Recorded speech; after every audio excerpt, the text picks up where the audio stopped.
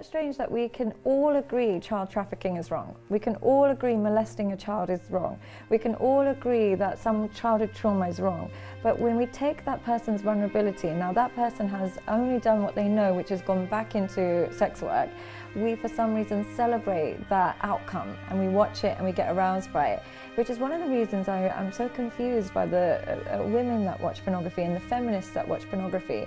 You advocate so much for women's rights and you talk about patriarchy and you define patriarchy as a pay gap or having to do chores, but you don't define patriarchy as women get on camera and you're watching it, or women selling their body online for $5.99 a month and men are consuming it. You don't consider that patriarchy, but you do consider folding your husband's clothes as oppressive. So I just think we've indoctrinated women into kind of labeling their oppression as freedom, telling them actually what we've made is them commodities to men, told them that's liberty and that's freedom, and they've gone, okay, and that's the movement now, sadly.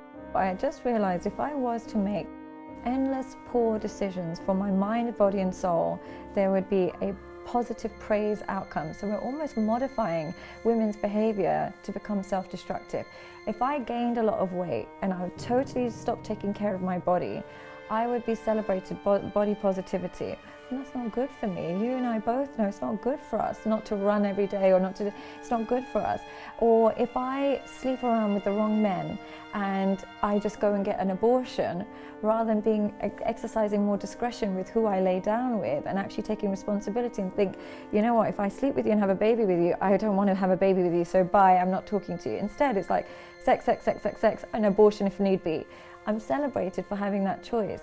And if I want to then, sell my body, my personal sexual life, which is so sacred and sanctified, if I then make it a commodity, I'm seen as a really successful entrepreneur.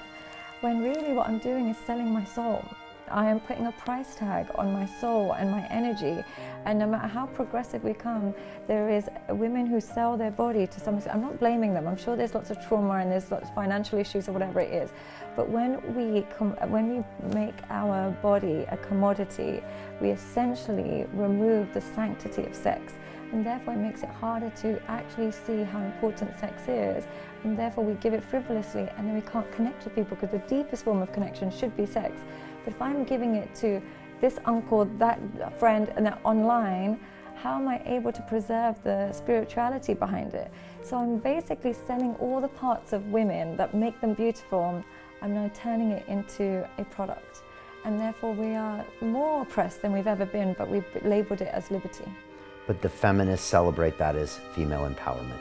What is empowering about being $5.99 for a dirty man that is probably doing all sorts with your pictures? I've never understood that. I am now the customer to this dirty old man or this creepy young boy. He's my customer. So now I have to please him. I basically work for him. So I'm taking probably the most perverse members of men in society and becoming a slave to their desires. And I'm labeling that as empowering. Because if you take respectable men, they probably wouldn't want me to do that. So I'm taking the worst cohort of men and becoming a product for their desires and labeling it as empowering. And I'm not judging the women. It's a dual issue, both men and women, because I'm sure there's financial issues, but it's just a glorification of it that I find insane and sad. And for the people who are looking to find their purpose in life, you should read the book, The Higher Mind Calling.